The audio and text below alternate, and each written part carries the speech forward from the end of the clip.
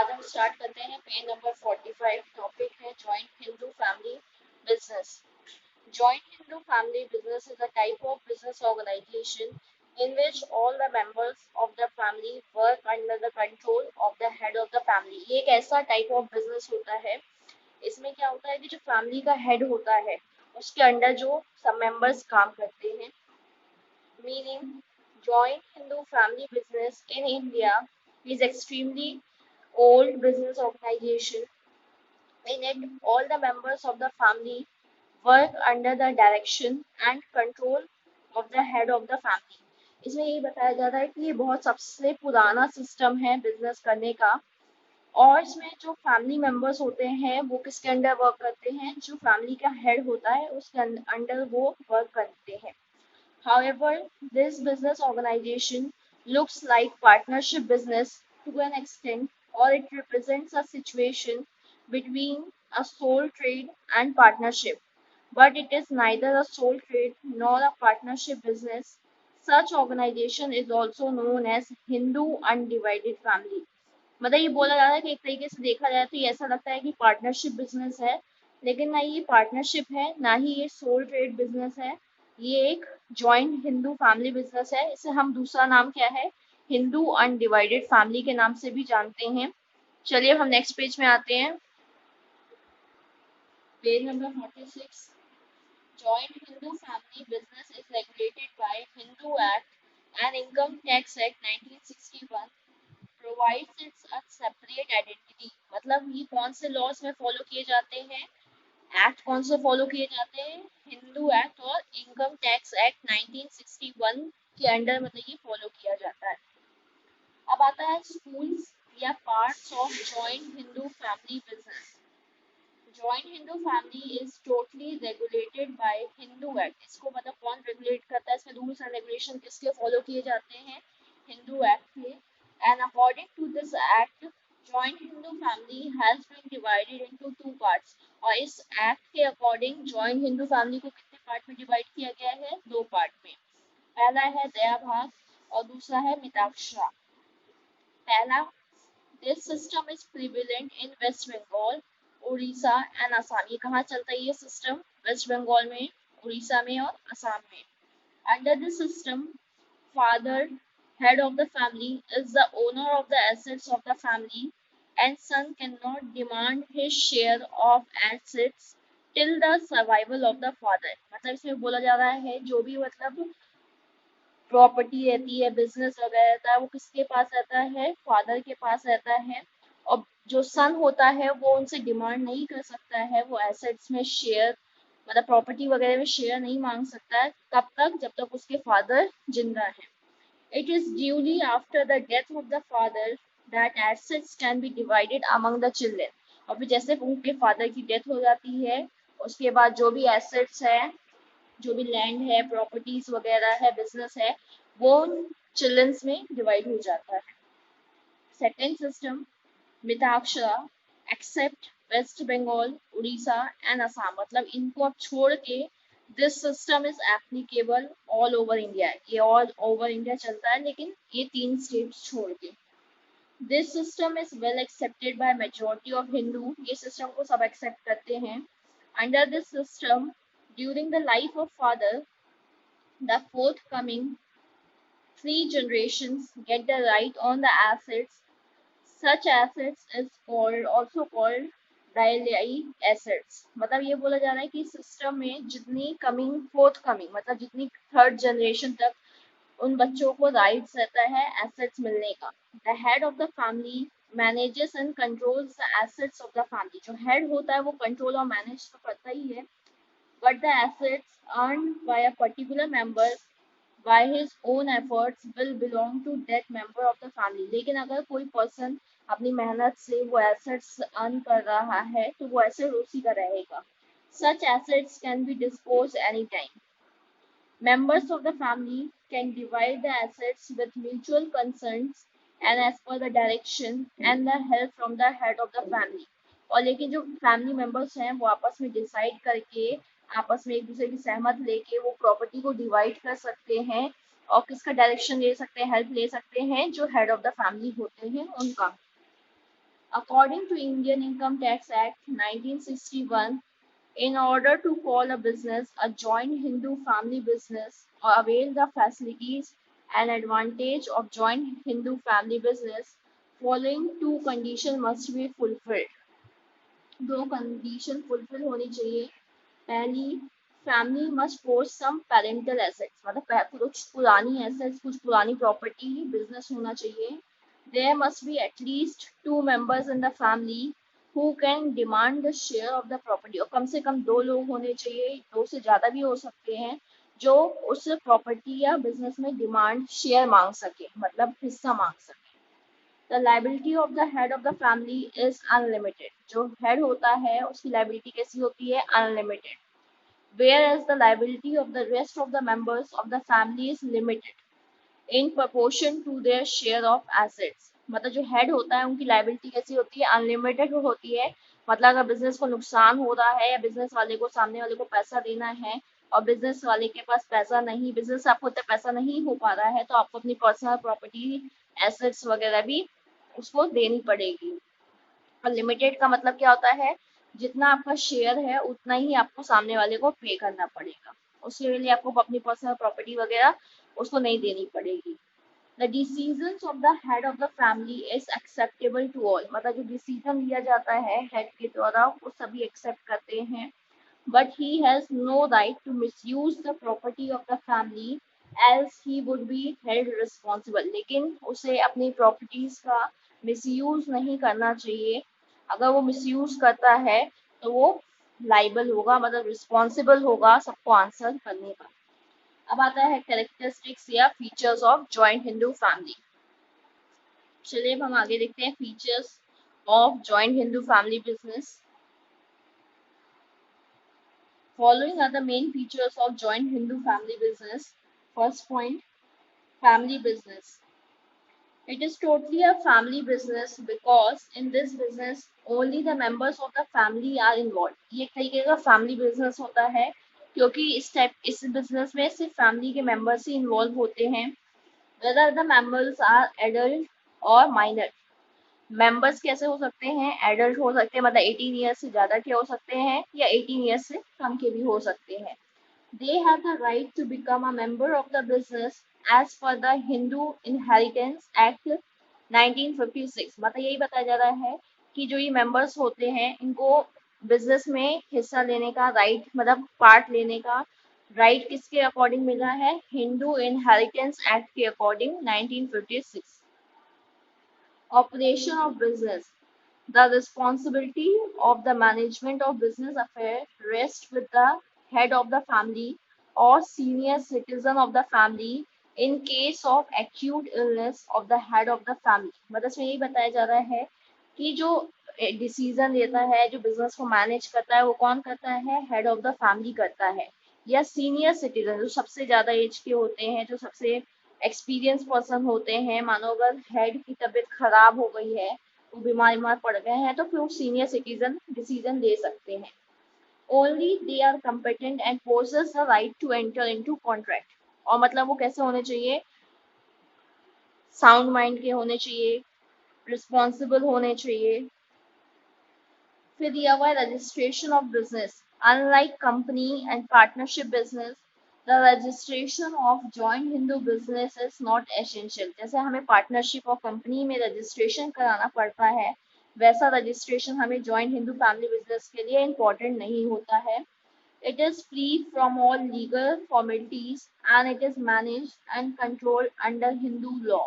और ये जो होता है लीगल फॉर्मेलिटीज, मतलब लाइसेंस वगैरह लेने से और लीगल फॉर्मेलिटीज से, इसमें इतनी ज़्यादा लीगल फॉर्मेलिटीज नहीं होती हैं. और ये जो मैनेज होता है, कंट्रोल किया जाता है, ये किसके अकॉर्डिंग किया जाता है? हिंदू लॉ के अकॉर्डिंग किया जाता है. फिर आता है membership. As soon as the male child takes birth he becomes the member of the business. जैसे आपके घर में एक मेल चाइल्ड का बर्थ होता है, तब से वो क्या बन जाता है? उस बिजनेस का मेंबर बन जाता है.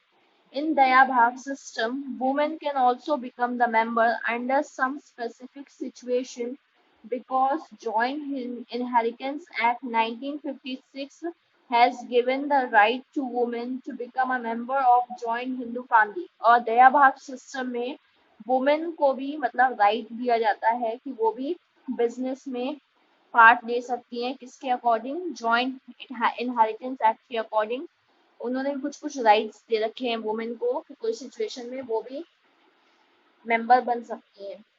फिर दिया हुआ है fifth point, liabilities. The liabilities of the member of the family is limited to their share of assets, but the liability of the head of the family is unlimited। Liability जो head वाला होता है उनकी liabilities कैसी होती है? Unlimited होती है। मतलब अगर आपके बिजनेस की प्रॉपर्टी सफिशिएंट नहीं है सामने वाले को पे करने के लिए तो आपको अपनी पर्सनल प्रॉपर्टी भी देनी पड़ेगी। The liabilities of the business cannot be discharged with the personal property of the members। तो उसमें ये बताया गया है कि आपको अगर आपकी सफिशिएंट नहीं है तो आपको सामने वाले को पे करना पड़ेगा। Stability, there is no effect of the death of any member on the business. अगर किसी की डेथ होती है हेड पर्सन की तो बिजनेस आपका बंद नहीं होगा। The business is continued by the other members and thus business is stable. तो वो क्या होगा, जो बाकी मेंबर्स होंगे फिर वो बिजनेस को संभालेंगे और इस तरीके से आपका बिजनेस चलता रहेगा। अब हम नेक्स्ट पेज में आते हैं, Page number 47, accounting. The accounts of the business is looked upon by the head of the family and other member can inspect such books of account, but they have no right to ask for the clarification। मतलब बोला जो accounts होता है वो कौन देखता है? Head of the family देखता है। और मानो जो बाकी मेंबर्स हैं अगर वो चेक करना चाहते हैं तो चेक कर सकते हैं, लेकिन उनके पास कोई अधिकार नहीं होता है कि वो क्वेश्चन करें कि इसको बताइए आपने क्यों कैसे लिखा है, ये क्या आपने कब खरीदा, मतलब पूछ नहीं सकते हो, अपने डाउट्स को क्लियर नहीं कर सकते हो आप। Ownership of separate property, the member who has acquired or earned separate property will be the owner of that property। और मानो कोई मेंबर अपनी मेहनत करके अलग से एक सेपरेट प्रॉपर्टी खरीद रहा है तो वो उसी का ओनर रहेगा, उस पर कोई उस पर मांग नहीं सकता है। He will be authorized for the management and maintenance of the assets। तो वो रिस्पॉन्सिबल खुद होगा उसको मैनेज करने के लिए और देखने के लिए। This solution, joint Hindu family business is stable in nature। The death of any member of the family has no effect on the functioning of the business। इसमें यही बताया गया है कि जॉइंट हिंदू फैमिली जो होता है वो स्टेबल है, बिजनेस मतलब जल्दी बंद नहीं होता है, क्योंकि अगर किसी की डेथ होती है तो बाकी अदर मेंबर्स संभाल लेते हैं। But if all the members die and all the members get separated and divide the asset, then it is called dissolution of joint Hindu family business। मान लो लेकिन सब पर्सन की अगर डेथ हो जाती है और सब अपनी अपनी प्रॉपर्टीज एसेट्स डिवाइड कर लेते हैं तो इस कंडीशन में फिर हमें बिजनेस को बंद करना पड़ जाता है। अब आता है advantages and disadvantages of joint Hindu business. पहले हमको मेरिट्स मतलब एडवांटेजेस दे रखे हैं। The main advantages of joint Hindu family business are as follows. पहला पॉइंट दे रखा है no legal formalities. Like sole trade, a joint Hindu family business can established without and legal formalities। मतलब वही बताया गया है कि जॉइंट हिंदू फैमिली बिजनेस जो है, जैसे आपका सोल ट्रेड बिजनेस था उसमें भी आपको कोई फॉर्मेलिटीज की कोई लाइसेंस वगैरह की जरूरत नहीं पड़ती है, वैसे ही ये भी इसी टाइप का बिजनेस है। It can be started and dissolve any time with the consent of the members of the family. इसको आप कभी भी स्टार्ट कर सकते हो और बंद कर सकते हो, लेकिन आपको उसके लिए बाकी सब जो मेंबर्स हैं फैमिली की उनकी परमिशन लेनी पड़ेगी। Liberty of business, the head of the family of joint Hindu business family business has full freedom to choose a business of his choice. मतलब आप कोई भी टाइप का बिजनेस कर सकते हो अपनी चॉइस का। He does not has to consult और take the permission from anybody to commence a business. उसको मतलब उनको मतलब किसी की परमिशन नहीं लेनी पड़ेगी कि हमको कौन सा बिजनेस स्टार्ट करना है। वो अपनी कोई भी चॉइस का बिजनेस स्टार्ट कर सकते हैं, लेकिन बिजनेस कैसा होना चाहिए? लीगल होना चाहिए। Freedom of decision, like sole trade, the liability of the business rest with a single person that is the head of the family. मतलब बोला जा रहा है कि जो पूरी रिस्पॉन्सिबिलिटी होती है, पूरा जो बिजनेस को देखते हैं कंट्रोल करते हैं, वो किसके हाथ में आता है? एक सिंगल पर्सन के, head of the family that is. he may or may not consult the other members before taking any decision। मतलब उनको अगर कोई डिसीजन लेना है तो अगर वो चाहते हैं कि फैमिली मेंबर्स इन्वॉल्व हो तो उनको कर भी सकते हैं इन्वॉल्व, नहीं तो अकेले भी वो इस चीज का डिसीजन ले सकते हैं। This helps in taking quick decision and critically the golden opportunities and the business। मतलब अगर वो अकेले लेते हैं तो तुरंत ही डिसीजन ले सकते हैं। Such freedom does not exist in other forms of business organization except sole trade business। तो यही जो फ्रीडम होती है डिसीजन लेने की वो किसमें और रहती है, सोल ट्रेड बिजनेस में भी रहती है। Management and operation. The management and operation of the business affairs is in the head of the family. At times, he may take suggestions or seek help of operations and management of his business। मतलब जो management रहता है, control रहता है, वो किसके हाथ में रहता है, हेड ऑफ द फैमिली होता है। अगर उनको किसी चीज में सजेशन चाहिए, किसी की एडवाइस चाहिए तो वो बाकी मेंबर से ले सकते हैं। For example, when the head of the family is going abroad or for an outgoing few days, when the head falls sick or he is undergoing a long medical treatment, then he can bestow the responsibility on the shoulders of the most capable member temporarily। मतलब इसमें ये बताया गया है कि मानिए जो head of the family है वो कुछ दिनों के लिए बाहर जा रहे हैं, फॉरेन जा रहे हैं, या वो बीमार पड़ जाते हैं और मतलब ऐसी सिचुएशन नहीं होती कि वो बिजनेस को देख सके, मैनेज कर सके, डिसीजन ले सके, तो वो क्या करते हैं किसी एक पर्सन को रिस्पॉन्सिबल बना देते हैं, उनके ऊपर रिस्पॉन्सिबिलिटी डाल देते हैं कि कुछ दिन आप बिजनेस को देखिए, डिसीजन लीजिए। लेकिन वो कैसा होता है, टेम्परेरी बेसिस में रहता है कि जब तक वो वापस ना आए तब तक उनको वो देखना पड़ता है बिजनेस को। Direct contact with the customer. Just like the sole trade, the head of the joint Hindu family business remains in regular contact with the customer so he can observe and analyze the taste and demand of the customer and try to provide them maximum satisfaction। जैसे soul trade में हुआ करता था कि जो customer से हमारा क्या होता था, डायरेक्ट कांटेक्ट होता था। मतलब हम जान पाते थे कि उनको कैसा सामान चाहिए, उनको मतलब किस चीज में प्रॉब्लम है, तो हम उनकी प्रॉब्लम को सॉल्व कर सकते थे, उनके अकॉर्डिंग मतलब हम प्रोडक्ट बना सकते थे।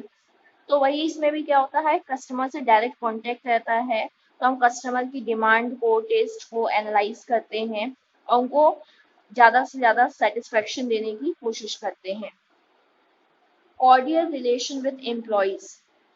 In modern business, in order to successful, it is essential that there must be friendly relation between the employer and employee। अगर आप चाहते हो कि आपका बिजनेस अच्छी से चले तो उसके लिए आपको क्या होना चाहिए, एक अच्छा रिलेशन होना चाहिए आपका अपने एम्प्लॉय के साथ। एम्प्लॉय और एम्प्लॉयर का एक अच्छा रिलेशन होना चाहिए। In joint Hindu business, the head can easily establish cordial relation with the employees।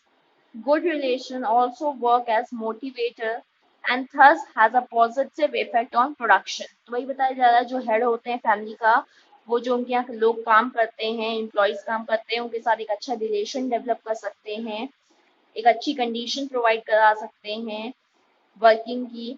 इससे क्या होगा, क्योंकि अगर आपके एम्प्लॉयज खुश रहेंगे वो ज़्यादा से ज़्यादा काम करेंगे और आपको ज़्यादा से ज़्यादा बेनिफिट होगा उस चीज़ का। फिर आता है economical.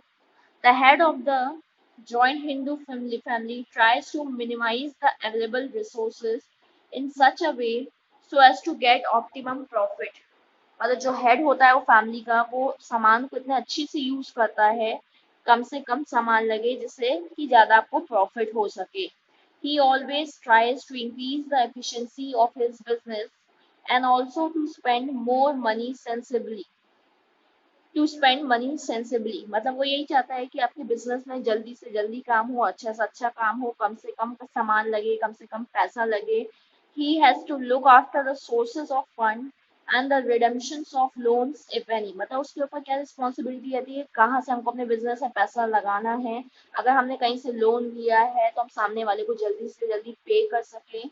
So he tries to be economical while spending. इसलिए वो खर्चा करने से पहले उसको सोचता है और मतलब वह सही ढंग से सामान बनाता है कि सामान का वेस्ट भी ना हो। Facility of loan. Due to the clause of unlimited liability, the head of the joint Hindu family business can avail easy loan facility, मतलब अनलिमिटेड लाइबिलिटी होने के कारण जो हेड होता है फैमिली का वो उनको इजीली लोन मिल जाता है. The loan providers are aware of this clause and known that the liability of the business can be discharged by attaching the personal assets with business assets. तो मतलब ये जो सामने वाला जो लोन हमें दे रहा है उसको ये चीज पता रहती है अनलिमिटेड लाइबिलिटी के बारे में कि अगर बिजनेस की प्रॉपर्टी सफिशिएंट नहीं रहेगी तो जो हेड ऑफ द फैमिली है उसको अपनी घर की पर्सनल प्रॉपर्टीज वगैरह भी उसको देनी पड़ेगी. Ancestors goodwill. In case of parental inherited business, the head avails all the advantage of ancestors goodwill. अगर आपका पुराना बिजनेस है तो आपको क्या होता है कि जो आपके जो पूर्वजों ने जो रेपुटेशन अर्न की है, गुडविल अर्न की है मार्केट में, वो आपको मिल जाती है. He tries to maintain the goodwill of his business because he knows that the advantage of such goodwill will be enjoyed by him or his successors और हिज फैमिली मेंबर्स. तो मतलब वही है कि वो मेंटेन रखना चाहते हैं वही गुडविल को कि जिससे उनके आगे आने वाले उनके जनरेशंस उनके बच्चे वो गुडविल को एंजॉय कर सकें और बिजनेस को आगे चला सकें.